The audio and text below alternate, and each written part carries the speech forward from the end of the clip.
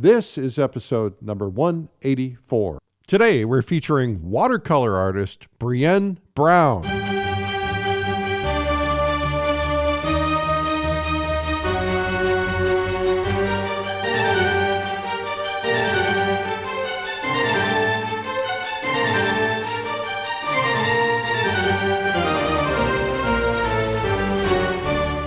This is the PleinAir Podcast with Eric Rhoads, publisher and founder of PleinAir Magazine.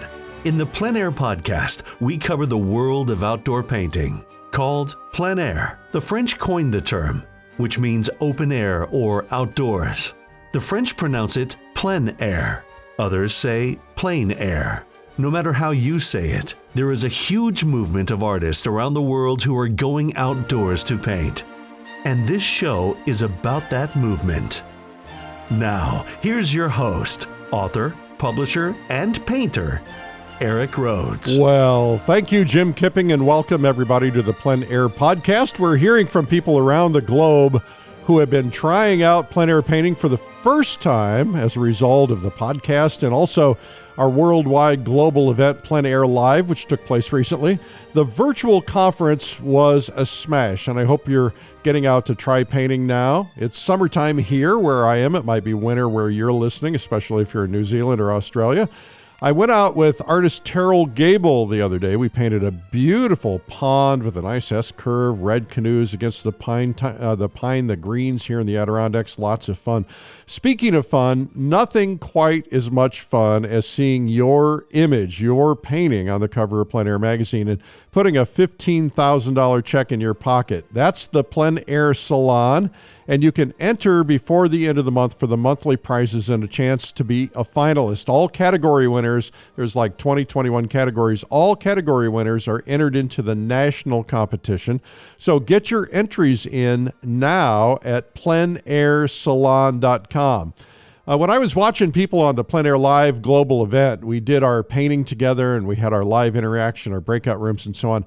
I noticed that a lot of you are doing a lot of other kinds of painting, landscapes, of course, but figures, portraits, flowers, still life, is just all kinds of things. So it was that prompted me to put together another virtual event, which is called Realism Live. Realism meaning it's not abstract. It might have abstract components to it, but realism is covering all the different forms of realism painting, from loose, impressionistic to tight academic work. And we have leading artists like Daniel Sprick, Rose Franson, Dan Gerhartz, Graydon Parrish, Juliet Aristides, Josh LaRock, for starters, and many, many more to be announced. And it's going to take place the 21st through 24th of October with Beginner Day on the 20th. That means Beginner Day is for people who want to learn the very, very essential starting basics of these things. Also, for a fraction of what you would spend to attend something like the Figurative Art Convention or the PleinAir Convention, about 10% of the cost, actually. So it's really, really very reasonable. We've already got over 700 people signed up. We would love to have you sign up before August 30th to get the $100 off early bird discount pricing. It's at realismlive.com. Speaking of live, I'm doing live broadcast every day on Facebook since the quarantines began, and it's now, I don't know how many days, but it's a long, long, long time. I'm still loving it every day, 7 days a week.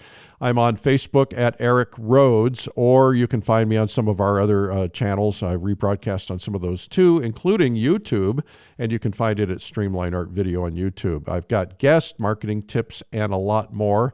So just go to YouTube or Facebook and search Streamline Art Video, or you can find me, Eric Rhoads, on Facebook. Okay? Coming up after the interview today, I'm going to be answering some art marketing questions in the Art Marketing Minute. But first, let's get right to our interview with Brienne Brown. Brienne Brown, welcome to the PleinAir Podcast. Well, hello, Eric. It's great to be here. Well, it's great to have you. We're honored that you would be on the show today. So for the folks who may or may not know all about you, give us kind of a brief overview of yourself as an artist, as your career. Sure. Well, I've always been drawing since I was little. So as long as I can remember, I always had art, but I was also interested in so many different things. So I actually graduated in science. So I went into chemistry and always just did art on the side. I was kind of like, oh, it's a hobby.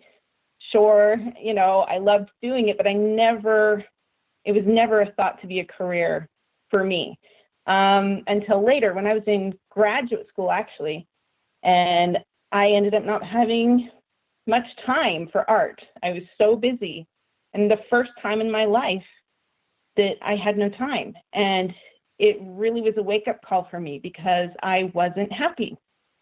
And I realized that it was because I wasn't painting, I wasn't drawing. So I took a community class once a week, just 2 hours. That's the only time I had to do any kind of art, and it kept me sane in order to graduate. And from then on, it was important for me to keep it in my life, and I just started doing it more and more and making it a priority. And then, when my oldest was born, which is 12 years ago, I was working in toxicology at the time. So I did get a job after graduating, and I quit my job to raise my kids, and I started to paint more and more. And I just kept going, and I kept getting great opportunities and just kept building my career from there. And now I'm loving it. Painting as a mom. And how many kids do you have? I have 3 kids, 3 boys. They are 12, 10, and 3. Wow. So they keep me busy. So sure. I know that it's probably not a whole lot different juggling an art career versus juggling a toxicology career or any other career when you've got kids. But how do you deal with that? Because you do have to be gone at some events and things. What's your process for juggling being a mom and being an artist full time? Yeah, it's really about time management. I learned early on, I learned from my graduate experience that it really wasn't an option, that I had to do it somehow. I had to paint at least. And so I would hire, when they were really young, I would hire a young lady in our neighborhood to come to our house 2 times a week for 4 hours. And I would lock myself in my room and paint. And even when I was exhausted and tired, which I was most of the time, I just knew I only had that time. And so I got to work. And so it was a really important lesson to me early on. And so even now I treat my creative time as precious, and I schedule it in. So once a week I sit down, usually on Sunday, and schedule in when I'm going to fit everything in. Not that it always happens that way, but it's a good start, and it kind of helps me to make sure that I can get all of the important things in. And it's not that everything gets done. My house is not the cleanest ever, but I fit those in too. And I also ask for help. So when I'm traveling, first of all, my husband is super supportive, which is fantastic. I couldn't do it without him. But I also have great parents and in-laws that help out for when I travel. But then for the other times, I'm here with the kids, and I just fit in the time that I can to paint.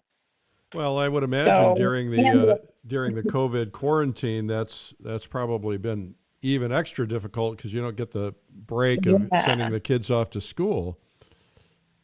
No, that's true.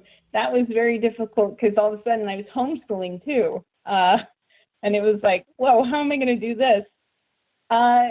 What we kind of ended up working, it helps that my oldest is now 12, and that helped a lot. And Cedric is 3 now, and so it's not that he is independent, but he's not an infant anymore. And so I was able to have my 12-year-old help me with Cedric, and they were also much more responsible to we would get our schoolwork done in the morning, and then I would have some time to paint by just having the kids around, and I would just do little bits at a time.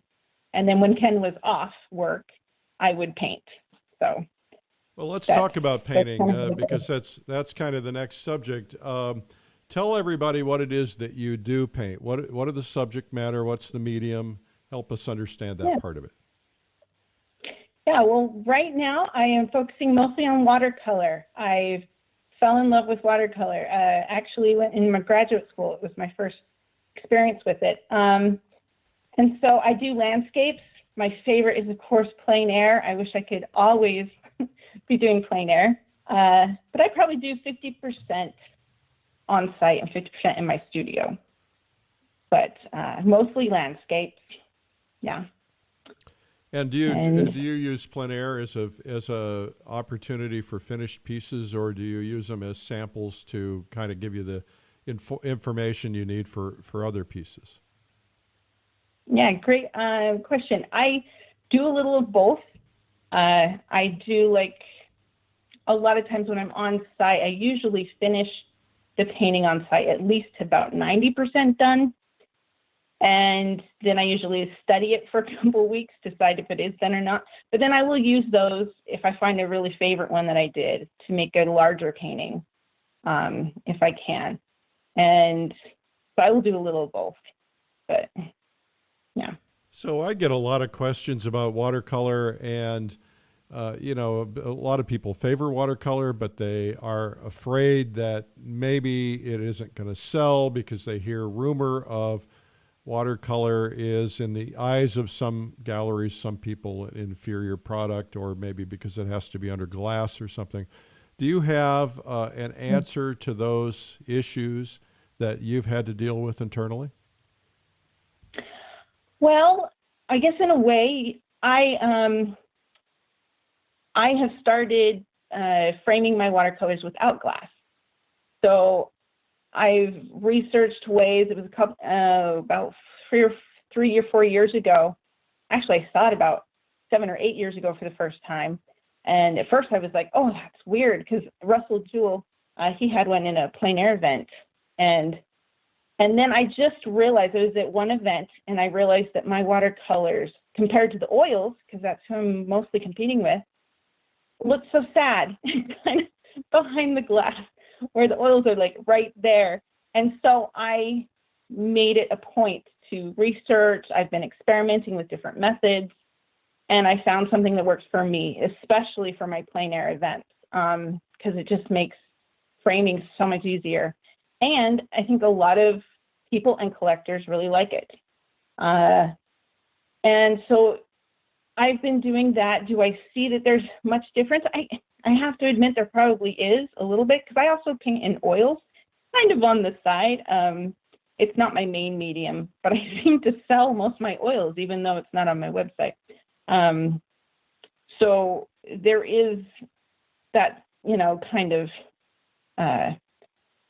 idea that seems that, watercolor isn't as long lasting, I guess, or I'm not sure what, but I think, it's one thing that I was talking to a watercolor artist that I admire. His name is Joseph Alleman. And this was years ago when I was first getting into kind of being a professional and starting to really sell my work. And I asked him that question because he did both oil and watercolor, but watercolor was like his passion.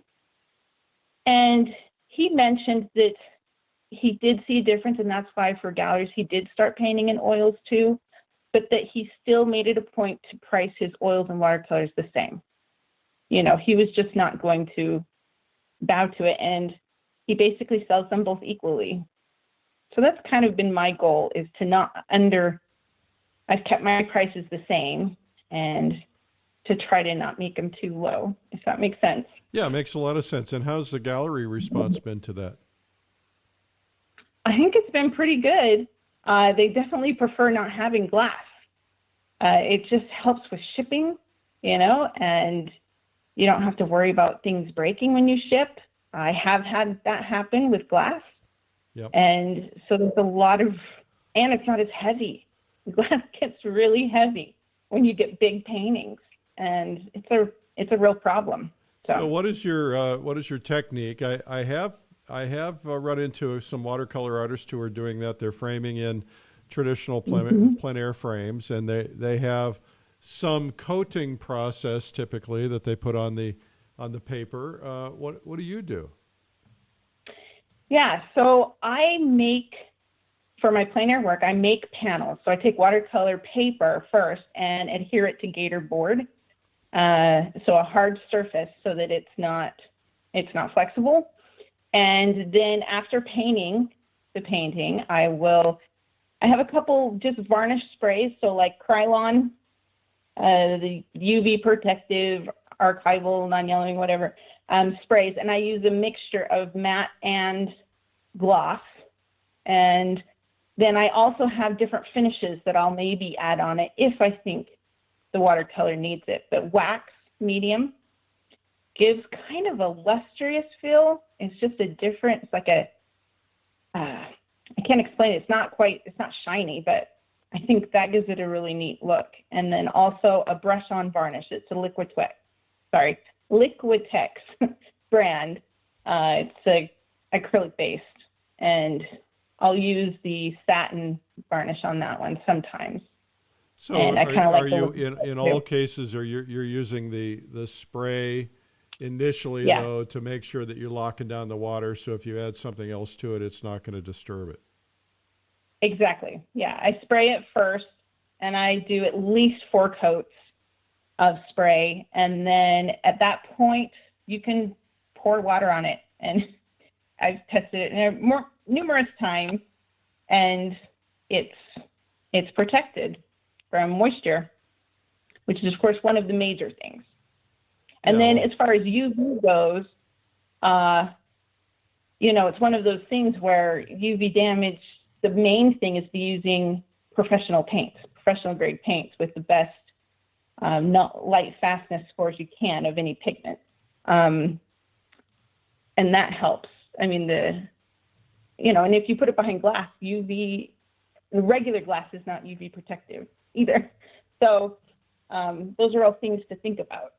Absolutely. When protecting your watercolor. Yeah. Well, so in terms of painting watercolor in plein air, I have not, honestly, other than having watercolor on my lap and sitting on a park bench or something. Are you going about it pretty much with a traditional pochade box or field easel? What's your process like? Yeah, I love there's an PleinAir Pro easel, and they do all different types of easels. It's basically a tripod with an attachment. I use a panel holder, actually, because they do an oil set and pastel set as well. But I use their oil panel holder because I'm doing panels. So it works well. And then they have trays. So they have a front tray and a back tray, and then I just use my watercolor palette. So it's kind of lower down. So it's not a pochade box it's up high. And it's really light, and I love it. And I just put my backpack on it so that it doesn't fall over, but it works great because I can put it all in one backpack and hike anywhere I want. Outstanding. So, yeah, I love it. So you're teaching now. You're teaching quite a bit, doing some workshops and so on.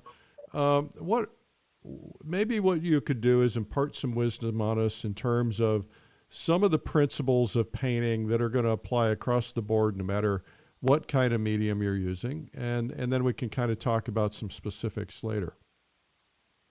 Sure. Yeah, that'd be great. One thing I love teaching, and I love teaching plein air. And one thing that really is, like you say, across the board is value studies, at least in my opinion. Whether I'm doing on-site work or in the studio, whether it's watercolor or oil, I do a value study beforehand, because one thing that's real important to me is the overall abstract value pattern, basically the composition, because, right, I mean, composition is, value shapes and how they're arranged on this 2D surface. And so it's something I like to solidify in my head to make sure I have a good or interesting value shapes. And as long as I have that, then I know, okay, my painting at least is starting out with a good foundation. And especially in watercolor, though, it's important. in oil, it's nice because you can kind of block in some of the values, in an underpainting, if that's the way you're doing it.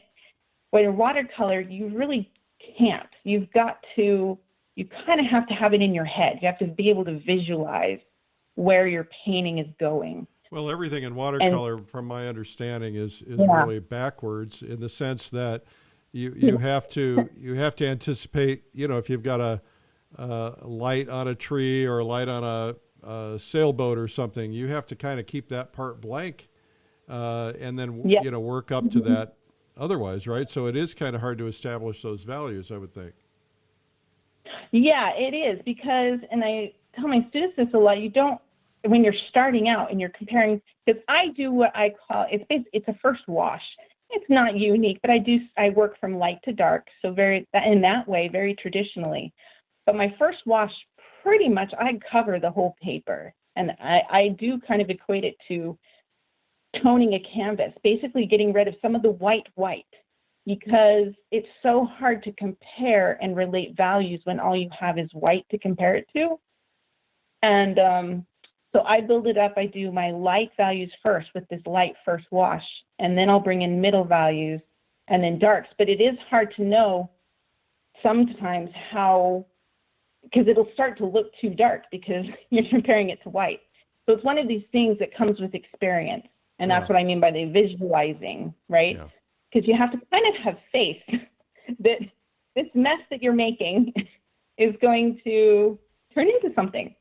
And that just really does come with experience. But the value study does help, because then as the light changes and as things pop up, or your main subject runs away or drives away, which has happened all the time, then you have your plan, and as long as you have your basic structure, you're more apt to come out successful.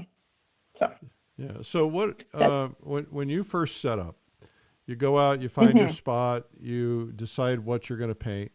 What, other than your value study, what are the first things that you do? First thing I do when I arrive at a location is walk around. So I'm not going to set up yet. I always walk around and look, and I'm looking for the value, shapes, and patterns. And, I really try to get my students to stop thinking of objects, as, okay, what is that? And I realize it's hard for us to do, because we always want to, like, if you go to, for instance, I don't know, a famous place with a famous waterfall, for example, it's like, oh, you almost feel like you have to paint that waterfall. Well, no, what we're looking for is not a thing. We're looking for shapes to create a dynamic, interesting painting. Now, it's not to say that a subject's not important, but we want to make sure we have that interesting structure first. And then, I have been to locations. I've traveled the world, been to a lot of locations, and sometimes the power of an iconic scene almost overpowers you. Let's say you're going to the Eiffel Tower, and you have this vision of painting the Eiffel Tower, but you see something else that would make a great painting, but it's a great painting you could do anywhere. And so I find sometimes I fight that urge because I say, well, I came all the way to France, I should be doing the Eiffel Tower. Right. Yeah. Well, that's so true. And one example I love to give, I was at a PleinAir event in Utah, which I'm from Utah originally.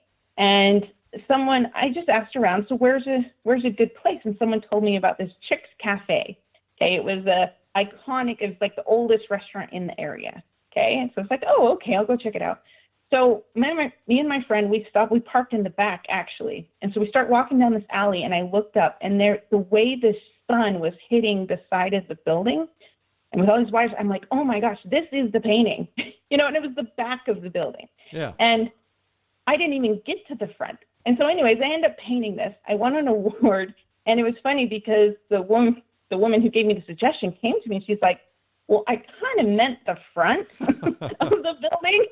But she's like, I guess it works.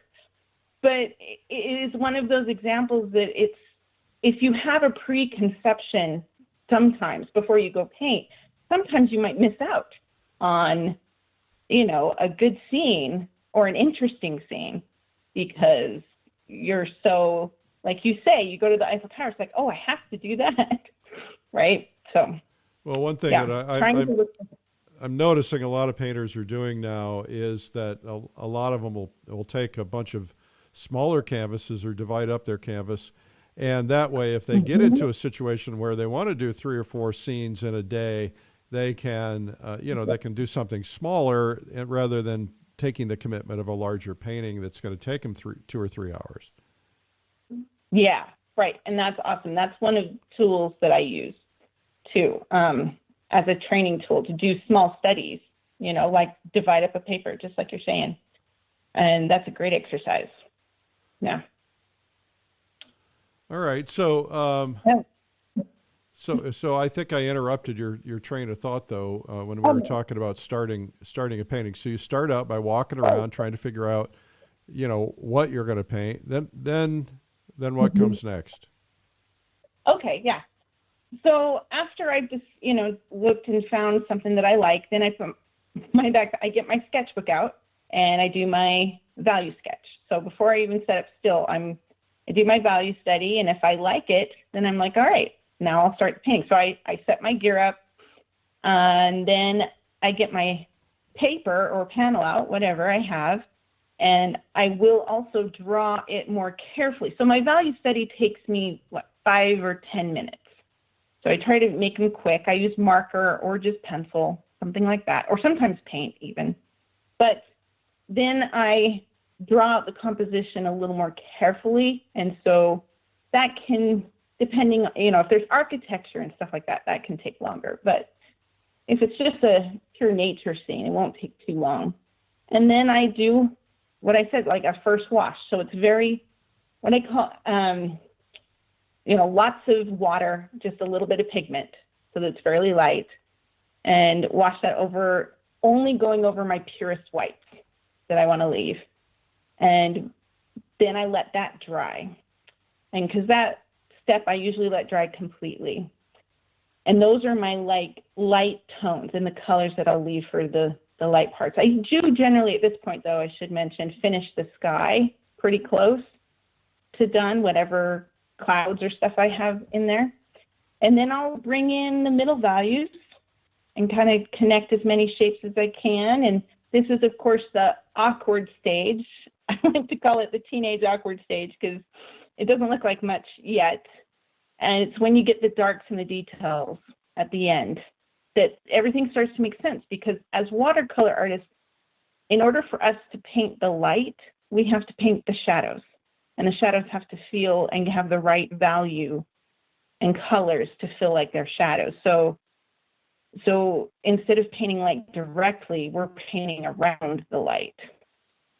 And that's how I finished the painting. Almost like a posterized effect. Right. Yeah. Yeah, basically like that, just doing these layers in a way. So kind of layer it up. I would assume this wash that you're doing is a warm wash, right? You're trying to make your lights feel warm. Do you put a tiny bit of tone in it? Yes, I do put I don't always do the same set, but I usually start out with at least a red, yellow, and blue of some kind. So I usually start with primers, and then I think of temperature. So I'm glad you brought that up, and I'll either, if I want the whole painting to kind of have a warm tone, like you say, or at least in the center of interest area, my center of interest will be the warmest area. And yes, where there is going to be light shining on, I will have more of a warm tone to that, because then I can bring in the cooler shadows in the middle value stage, pretty much. That's when they come in. And so it is kind of built up like that. Now, I could go over, I do glaze sometimes. So if an area didn't get warm enough or cool enough, I will sometimes, after it's dry, do a light wash over that area to warm or cool it down. So there is definitely some things you can do with watercolor to kind of affect it. but there's not so much you can change.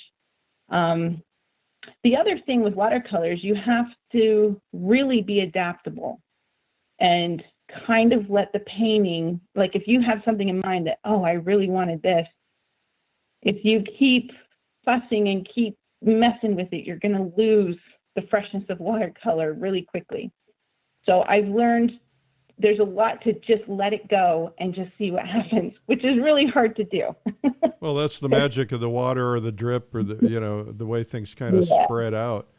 Now, are you doing a sketch? Because some watercolorists will lay down a tone, let it dry, then either do a pencil sketch or sometimes a pen sketch. Do you do anything like that? Or are you sketching with paint? No, I sketch with pencil usually beforehand to just position my shapes, make sure that they're in the right location where I want them on the paper. Sometimes I will add something, I love to add figures in my paintings.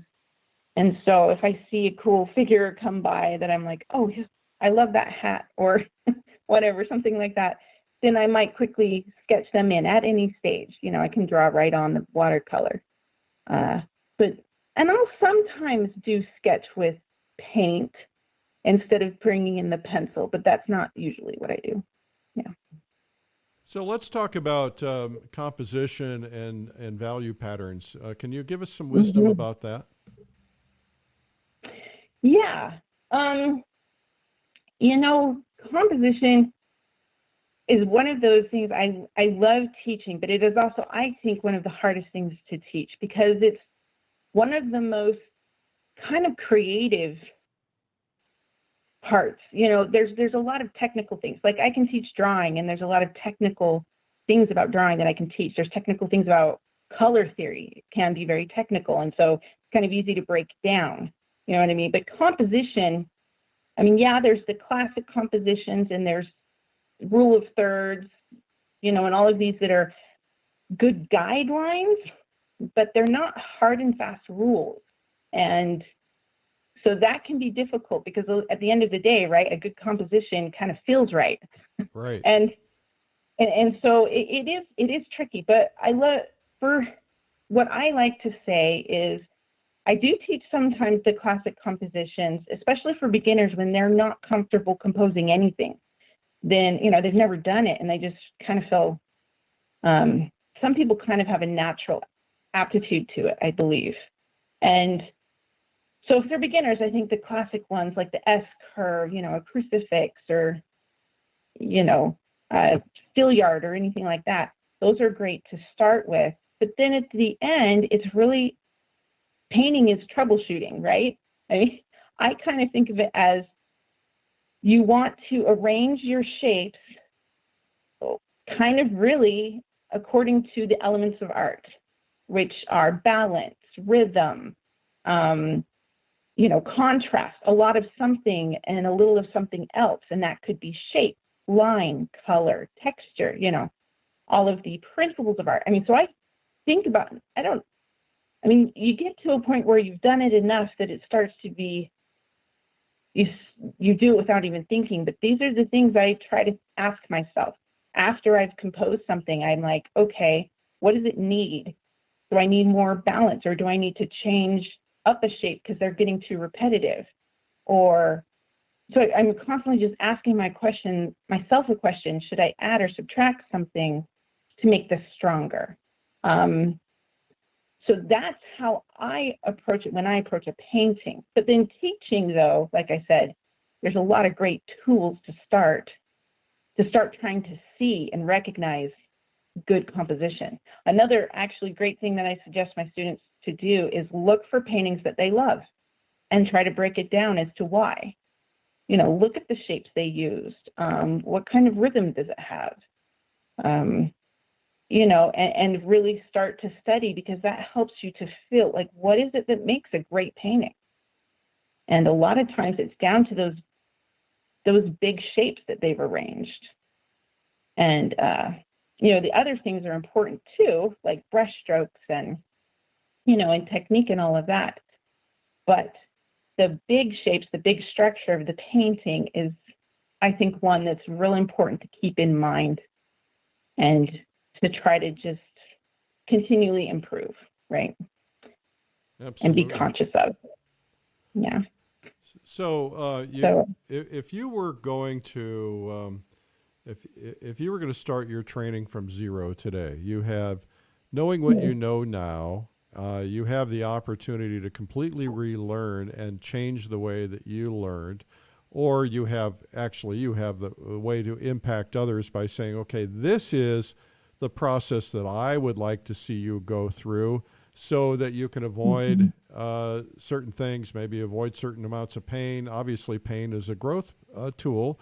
What would you say is the process that you want to see people go through for plein air, for their training?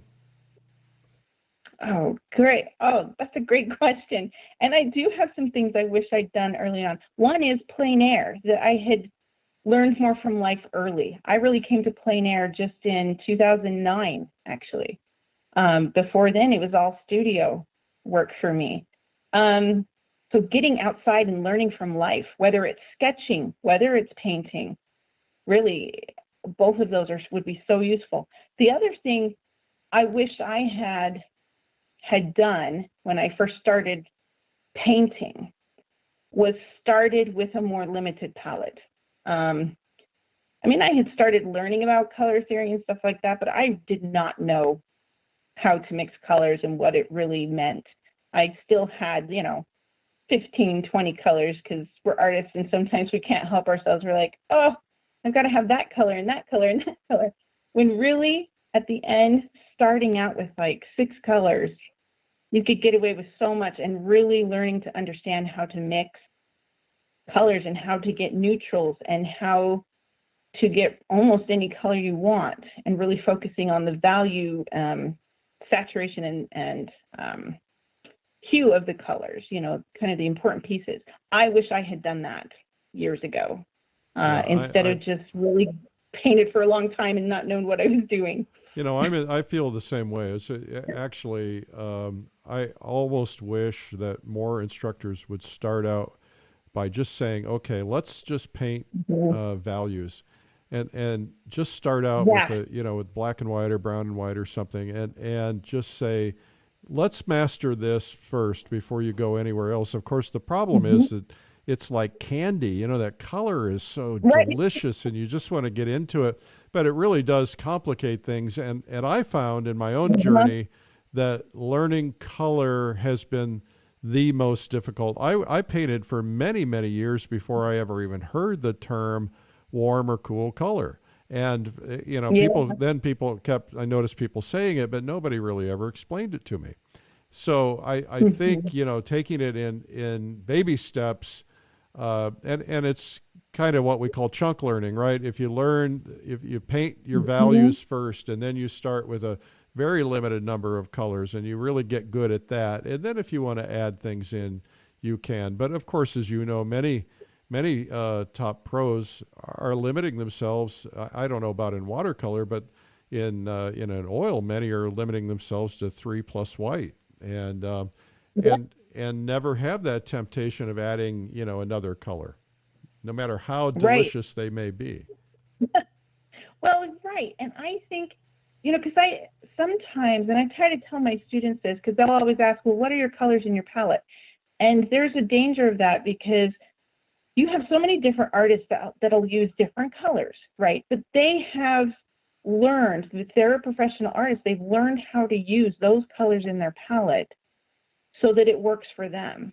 So as a student, if you just pick, I'm not going to use anybody's name, but just like Bob or Susan's paints, and you put them all in your palette, and you don't know how to mix them. Do you know what I mean? If you don't understand the basis of mixing a color, then it's just going to, of course, it's going to be a mess.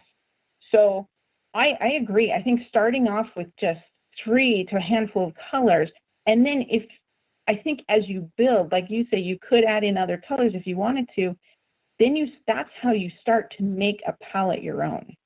And I will tell you that I'm that workshop junkie who I'd go to one person's workshop and then I'd change my colors based on that workshop. And then I'd go to the next person's workshop and I'd change my colors based on that. So, I'm finding myself going through this massive confusion all the time.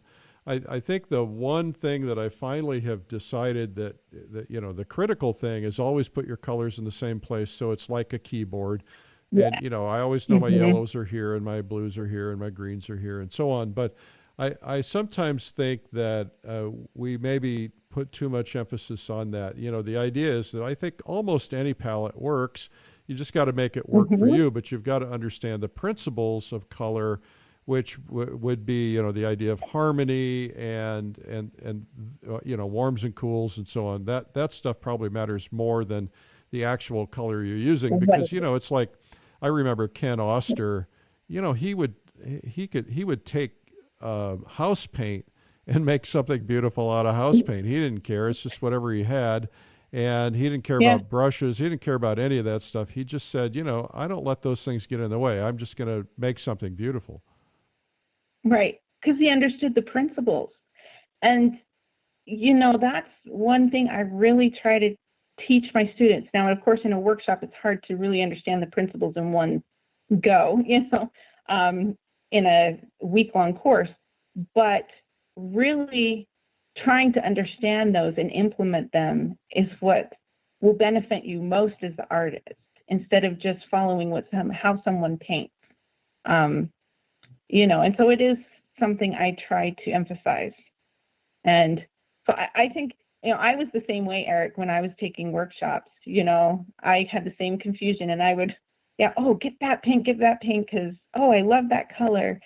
And it was a mess for a while. And so it wasn't until I really started to sit down and I tried to make goals for myself to understand color mixing and that I started to, it was like eye-opening for me. Every time you add a new color, and I'm always doing this, I don't practice what I preach, but every time you add one new color, you really should make a whole new color chart of how everything interacts with one another. And I of course, very rarely ever do. But, I'll see a color in the store and I'll go, I got to have that. and I'll use it for a while, and then sometimes I'll keep it, sometimes I won't. But it's real easy. It's just when we had PleinAir Live recently, I was watching everybody and they're talking about how they're using this color and that color to create their neutrals. And, and then there's two others who are saying the same thing, but with different colors. And, it's just real easy to get caught up in. But that's what keeps the color people in business. And we certainly want to do that. That is true. And I have to say, I still love to add colors. So one thing I do is I have empty wells in my palette that I keep empty for a reason, for when I get new colors. And I do test them out when I first get them, kind of with my, what I call stock colors, the ones that are kind of like my go-to. And if they mix well, then okay, I'll put it in my palette. But if I haven't used it in like 6 months, then out it goes. It's like, okay, if I've never gone to grab it when I've actually started painting, then it's not a color that I'm gravitating towards for whatever reason. And that's another good suggestion for as you get new paints, just to see if it's something that you're actually using. Sometimes I think that I get lazy, and it's like if I'm looking at a scene, I go, oh well, I'm really only going to use these 3 colors, and so, or 4 colors, I'll put them out. I don't put anything else out, and then when I run out of it, sometimes I'll just try to make it work instead of going and getting another tube and putting it out and so on. It's just, I think laziness sometimes gets in our way too. Well, talk to me about the exercises that you make or you suggest to your students in terms of training in plein air. Yeah, I love exercises because it takes a lot of the pressure off. Sometimes when we go out, we're like, oh, we have to do a painting, and once you put that pressure on yourself, it's almost never going to happen. That you're going to like the painting. So. One that I love to do, I actually got from Robert Wade's book, and he got from Charles Reed, which I don't know if you know those two. They're big watercolor names. But what he would do is go in, like we were talking about studies, right? He would take like a half sheet and divide it into 4 to 5 studies, small studies. And I do this, but then the other important piece is that you time yourself. So I set a timer, and the exact time doesn't really matter. You might be a slower painter or a quicker painter, and that's okay. But I try to do mine in an hour, and I try to do 4 to 5 studies in 1 hour. And I set my timer for actually 10 minutes less than that time. So I set it for 50 minutes. I draw all the compositions first, so it's not the drawing part. So I go to one location, I should say. So this is all from one location. So this is great for a place where you go and you're like, I don't know what to paint. There was so much there. Or like you said, you have the Eiffel Tower in front of you, but there was so much to look at. You're not sure which one to do.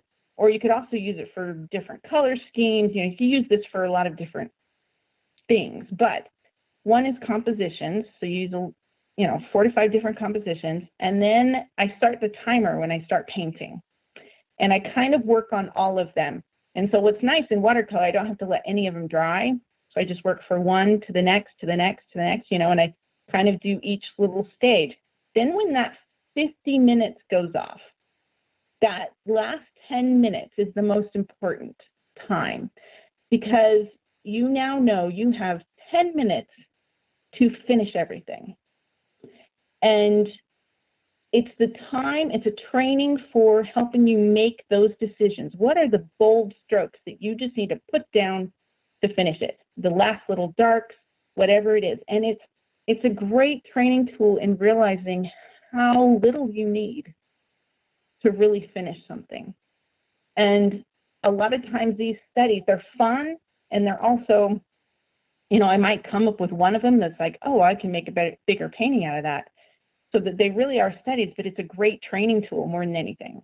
Is that it helps loosen you up and also helps with your compositional and decision-making skills.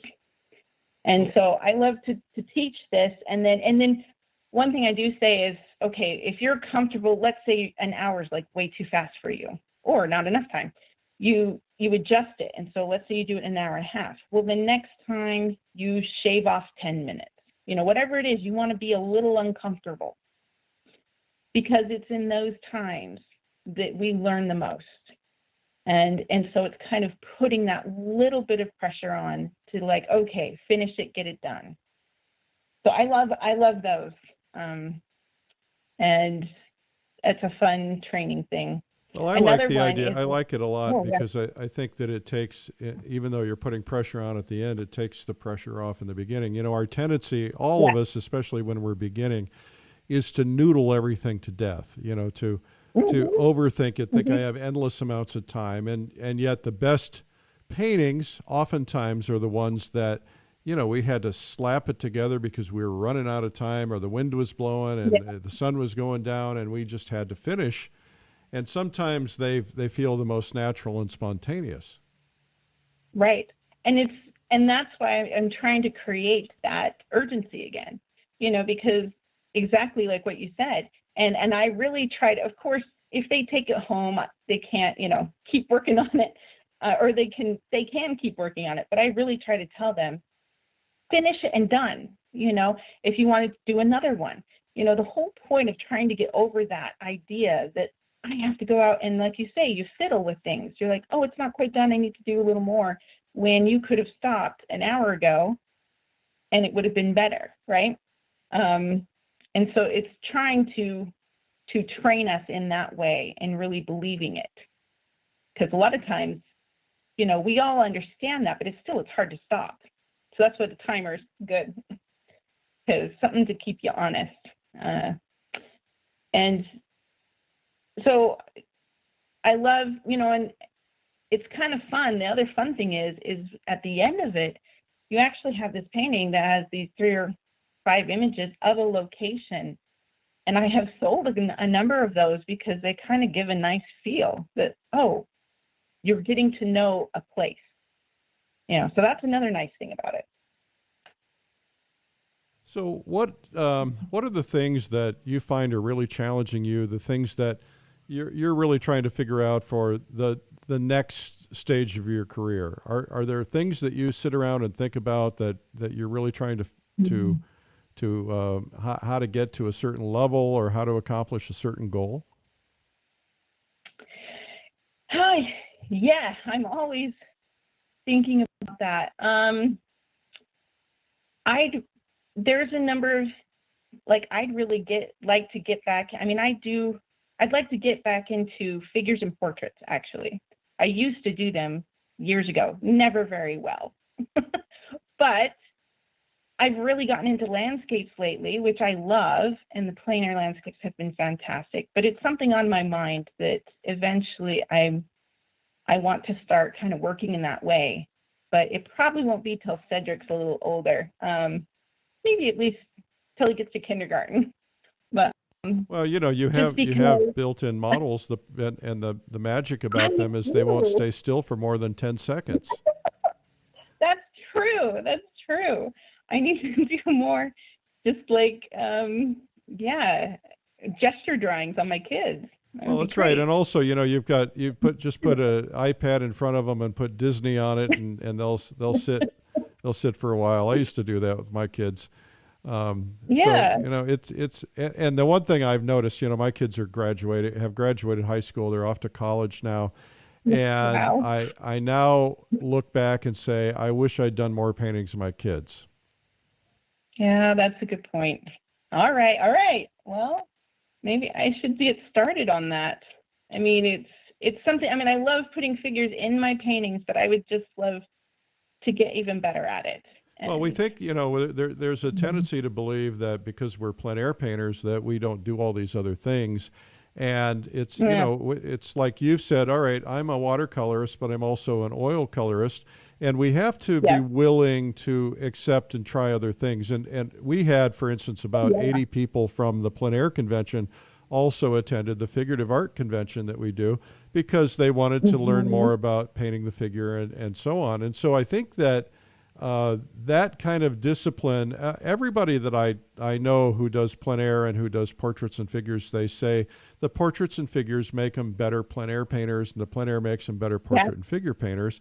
And of course, when you're painting the figure outdoors in plein air, that's a real challenge because now you're dealing with light that's constantly changing, shadows changing. You don't have a fixed model light. Right. Yeah. It's true. And I love that idea, Eric, because you're right. I want to I don't want to pigeonhole myself into one thing. I mean, it's one thing.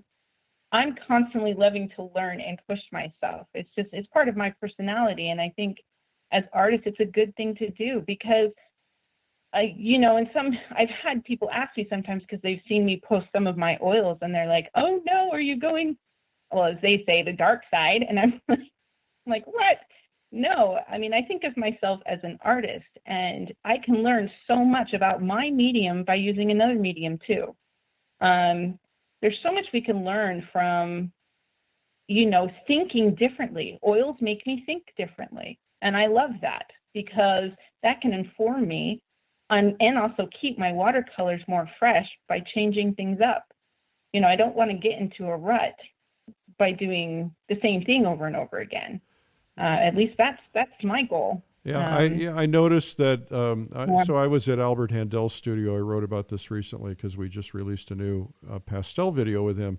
But when I was at his studio and he was teaching me pastel techniques, I realized that those could very easily apply to oil or probably to watercolor. I'm not a watercolorist per se, but I think the idea is trying new things and even trying mixed media, trying to play with different materials and so on will help you realize there are different ways to approach whatever medium it is you're using. Yeah. I totally agree. And also the main principles are still the same across the board. Like we talked about earlier, it's really the paint application that changes and that can really help in learning different ways to build up whatever shapes you're trying to build up, whether it's in pastel or acrylic or, watercolor, or like you say, mixed media. I think it's all good and we should keep experimenting. Absolutely. So you said something at the beginning of the show, and I just want to touch on this just a little bit more. You said plein air doesn't have to be about doing a finished painting on location. Can you speak to that just a little bit more? Yes, because, I see this a lot where you feel like you need to get out and, get a finished painting so that you're happy with it. But the power of plein air is not doing that. The power of plein air is really about information gathering. And I keep trying to think of this in myself.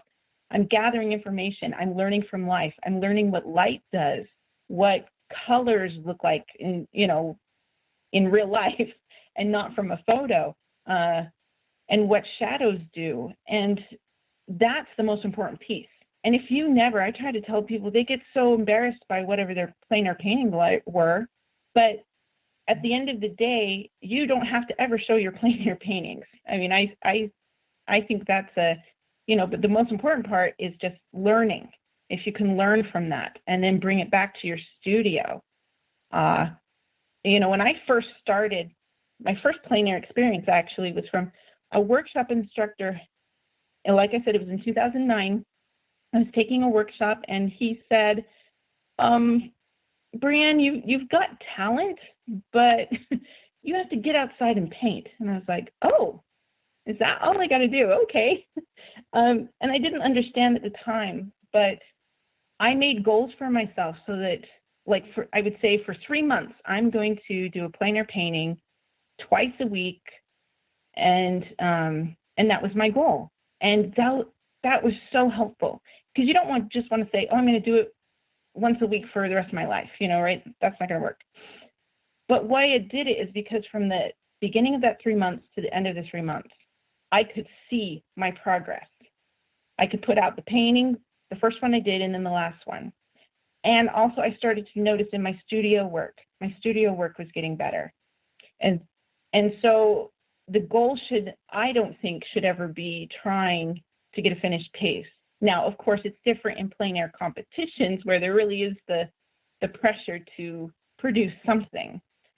But when you're just plein air painting to learn and to just get the most benefit out of it, you should focus on the process. And I think that takes a lot of the pressure off when you have that attitude about it. It's not about, I'm out here, I'm enjoying nature, I'm challenged, I'm having fun, and I'm doing something that doesn't have to be a finished work. Nobody's going to judge me. The hardest thing that I find is if I'm hanging out with other painters and I'm painting with them, I now actually try to avoid this. I used to get up, take a break, walk around, see what they were doing, and then I'm thinking, oh, that was a good idea, and then I try to put that in my painting, and it ruins it. Right. Yeah, I hadn't thought about it. You're right. That can be a pressure, when you're with others. So, yeah, maybe it's not such a good idea to maybe look at people's at the end. So, right? Brienne, we're kind of coming up on the end of our time here. So, do you have any final thoughts that you'd like to share with people? If you want to plein air paint, to just get out and start doing it, because I think it's such a wonderful pastime. It's good for your work. You can learn so much, and it's fun. At the end of the day, it's one of the things I just enjoy the most. So, and your website is Brienne, BrienneM Brown.com. Is that right? Yes, that's my website for my paintings. And I also have a new website for my online teaching. Oh, good. What is that? Which is travelingcolorsstudio.com. Travelingcolorsstudio.com. All right. Well, terrific. Brienne, thank you so much for being on the PleinAir Podcast. Well, thank you for having me. This was really fun. Well, thanks again to Brienne Brown. She's a very, very special lady, and I appreciate her time today. Are you ready for some marketing ideas? This is the Marketing Minute with Eric Rhoads, author of the #1 Amazon bestseller, Make More Money Selling Your Art, Proven Techniques to Turn Your Passion into Profit. Thank you again, Jim Kipping. In the Marketing Minute, I try to answer your questions. I do answer them. I don't know if I answer them well, but you can email your questions to me, eric@artmarketing.com. And here's a question from Robert in Norfolk, Virginia, who says, I know it's important to have a website, so I do have a simple one, but how do I know if it's good enough? Well, the way you know that, Robert, it's a great question. You can't know if it's good enough unless you know what its purpose is and what the purpose is going to use and how it's going to serve you. So you need to know how you will measure success, right? So some websites are there to get your work seen. Others are there to sell work. Others are there to gather names of potential customers. There's a lot of different strategies you can take, but you want to start with your goal in mind, all right? So if I'm building a website, what do I want to do? Well, in my particular case, I wanted to communicate information, and then I've got to make sure that I'm gathering names. And so I oftentimes offer a free incentive of some kind so somebody has a reason to offer me their email address and they can get on my newsletters or whatever I'm offering at the time. But you want to start with a goal in mind and then determine what is success. Now, if I have a website and I get no visitors, it's not a success. How many visitors do I need and want? How easy is it to find my stuff? How many names do I want? What kind of sales do I need? Or, what's considered good sales from your website? If it's costing you money and it's not bringing you any value, that's of no value to you, really. It's kind of like, imagine in the old days we had what we called phone books. You probably remember those, some of you do. And, there were, 3 inches thick in a city like New York, probably, 6 inches thick of phone book with thousands, tens of thousands, millions of names in it and addresses. And, it doesn't do you any good to be in the phone book unless somebody's looking for you. And so you've got to find a strategy to make them want to look you up. There are literally probably hundreds of millions, if not billions of websites now. And so the question is, how do you get them to find you? What's your discovery tool? How are they going to find you? What do you want them to do when they get there? What actions do you want them to take? So I can't really answer your question about how, whether or not it's good enough, because good enough is defined by your goals. And so you first got to start out with your goals. The next question comes from Katrina Gorman in San Antonio, Texas. Katrina has sent us a whole bunch of questions. We like her a lot because we like questions. Here's one of them that she sent in. She says, if people tell you over and over they love your work, but you notice these same people are buying work from another artist, what's a good way to find out why? Or should you not even worry about it? Well, Katrina, I think first off, people are generally good and they mean to compliment you because it may not be an expression of interest. They may genuinely like your work, but they don't want to own it. Or maybe they're complimenting you a lot because maybe they're thinking you'll give it to them. I mean, that could be a possibility. But liking something and wanting to own it are different things. Owning art is very special, something that speaks to really only just one person. If there's one original, it's for one person. So sometimes it needs to find the right buyer. Now, I wouldn't overthink this. Appreciate the compliments. Pay attention if the compliments are over the top or come infrequently or a lot on a particular piece, because then you can kind of take it to the next level. So you can find a way to ask, maybe so you don't put them on the spot. You don't have to say, hey, would you like to own that? Because they might not know how much it would cost or be embarrassed if they can't afford it or whatever.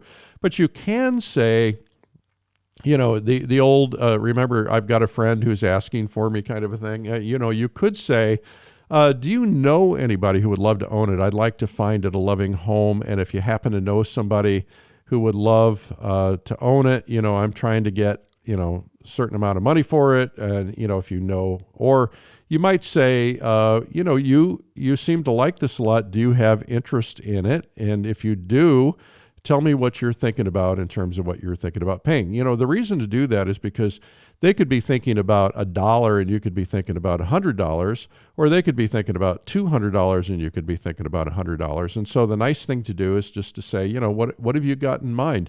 And if there's a big gap, then that's going to make it a little uncomfortable. You can say, wow, I was hoping to get $100 and you're only willing to pay $5. Please understand, I need to make a living on this. And so, if you want to come up a little bit, maybe I can come down a little bit, but please know that, I've got to get a certain range, and I'm sure you understand that this is how I make my living. So anyway, you can keep it third party by saying, if you know somebody who thinks it's a fit, that kind of thing. Or you can just be honest and say, hey, what are you thinking? I noticed you bought some other art. You seem to be interested in this, but you haven't expressed interest in buying it. If you want to buy it, that'd be cool with me. We can figure that out. Sometimes just straight out, up front, be honest as possible is probably the best way. A lot of people play games. I don't like to play games. Anyway, paying attention to signals is important, though. If you're in a gallery setting and people go back and look at it a couple of times, if they're talking about it or if they're looking deeply, look for things that they're showing signals of interest, and then you can engage them. Maybe you don't say, hey, do you want to buy it? That's a little awkward, but you can say, hey, does that painting remind you of anything? And maybe they'll say, yeah, when I was a kid, there was this mountain with a river going through, that kind of a thing. And so you can look for ways to deepen that conversation. So they tell you that. You say, well, tell me a little bit more about that. Well, I really had this wonderful childhood, when I visited my grandparents, and that house in the painting reminds me of my grandparents. Really? Tell me more. And, so they'll deepen. And as they deepen, they will tend to deepen their commitment and interest and talk themselves into it. Because sometimes people just need to talk themselves into something. You can't ever talk anybody into anything. Don't even try. It's not in your DNA. It's not in my DNA. I might, if I see somebody's interested in something, I might highlight something, but I'm not, I can't twist somebody's arm and talk them into something. I mean, you don't want to be that person. You don't want to be talking people into things that they don't want. Anyway, that is the Marketing Minute. This has been the Marketing Minute with Eric Rhoads. You can learn more at artmarketing.com. Outstanding. Well, you guys, a reminder to enter PleinAir Salon before the end of the month, PleinAirSalon.com. Also, check out the world's largest realism conference globally, and you're going to want to attend that. It's realismlive.com. And if you've not seen my blog where I talk about art and life and stuff and things, check it out. It's called Sunday Coffee, and you can find it at coffeewitheric.com. It's always fun doing this. We'll do it again sometime like next week, God willing. We will see you then. I'm Eric Rhoads, publisher and founder of PleinAir Magazine. Remember, it's a big world out there. Go paint it, and we'll see you. Bye-bye. This has been the PleinAir Podcast with PleinAir Magazine's Eric Rhoads. You can help spread the word about plein air painting by sharing this podcast with your friends. And you can leave a review or subscribe on iTunes so it comes to you every week. And you can even reach Eric by email, eric@pleinairmagazine.com. Be sure to pick up our free ebook, 240 plein air painting tips by some of America's top painters. It's free at pleinairtips.com. Tune in next week for more great interviews. Thanks for listening.